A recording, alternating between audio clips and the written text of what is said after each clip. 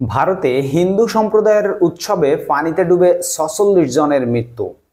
পূর্ব ভারতের বিহার রাজ্যে হিন্দু ধর্মাবলম্বীদের প্রাচীন উৎসব জীবিত পুত্রিকা পালনের সময় নদী এবং পুকুরে পবিত্র গোসল করতে গিয়ে অন্তত ৪৬ জনের মৃত্যু হয়েছে। বৃহস্পতিবার ২৬ সেপ্টেম্বর বিহারের সরকারি একজন কর্মকর্তা এই তথ্য জানিয়েছেন। নিহতদের মধ্যে ৩৭ জন শিশু ও ৭ নারী রয়েছেন। গত ২৪ ঘন্টায় রাজ্যের বিভিন্ন এলাকায় পানিতে ডুবে তাদের প্রাণহানি ঘটেছে। বিহারের দুর্যোগ ব্যবস্থাপনা বিভাগের একজন কর্মকর্তা ফরাসি বার্তা সংস্থা এএফপি-কে বলেছেন, সাম্প্রতিক বন্যায় বিহারের বিভিন্ন নদী ও পুকুরে পানি বৃদ্ধি পেয়েছিল। এসব জলাশয়ে ধর্মীয় উৎসবের অংশ হিসেবে গোসল করতে নেমেছিলেন হিন্দু সম্প্রদায়ের লোকজন।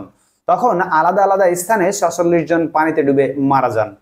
নাম প্রকাশ না করার সত্ত্বে ডিএমডির ওই কর্মকর্তা আরো বলেন, এই উৎসব উদযাপনের জন্য গোসল করার সময় লোকজনকে নদী ও পুকুরে পানির বিপজ্জনক স্তরের বিষয়ে সতর্ক করে দেওয়া হলেও তারা তা উপেক্ষা করেছেন।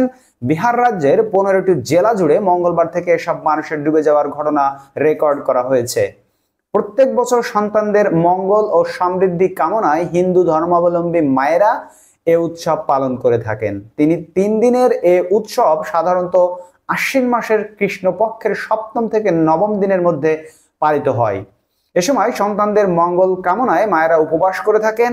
পরে সন্তানদের নিয়ে বিভিন্ন নদী, পুকুর ও জলাশয়ে গোসল করতে যান মায়েরা। ওই কর্মকর্তা বলেছেন, রাজ্য সরকার নিহতদের প্রত্যেকের পরিবারকে ৪ লাখ রুপি করে সহায়তা দেওয়ার ঘোষণা দিয়েছে। এর আগে গত জুলাই মাসে দেশটির উত্তর প্রদেশের রাজ্যে হিন্দুদের এক ধর্মীয় সমাবেশে পদদলনে অন্তত ১১৬ জন নিহত হন, যা গত ১ দশকের বেশি সময়ের মধ্যে সবচেয়ে প্রাণঘাতী দুর্ঘটনা ছিল। বন্ধুরা, এই হচ্ছে ভারতের হিন্দু সম্প্রদায়ের উৎসবে পানিতে ডুবে ৪৬ জনের মৃত্যুর ঘটনা। সেখানে পুণ্য স্নান করার জন্য মায়েরা উপবাস পালন করেন এবং উপবাস শেষে তার সন্তানদেরকে নিয়ে যান পুণ্য স্নান করতে, সেটা পুকুর অথবা যে কোনো জলাশয়। সেই স্নানে গিয়ে এই দুর্ঘটনা ঘটেছে। ধন্যবাদ সবাইকে ভিডিও দেখার জন্য। যে বাজারে এখান থেকে দেখছেন সকলকে অসংখ্য ধন্যবাদ। আমাদের সাথেই থাকুন, আমাদের চ্যানেলটিকে সাবস্ক্রাইব করে রাখুন। দেখা হবে পরবর্তী ভিডিওতে অন্য কোনো খবর নিয়ে। সে পর্যন্ত আপনারা সকলে ভালো থাকবেন। আল্লাহ হাফেজ।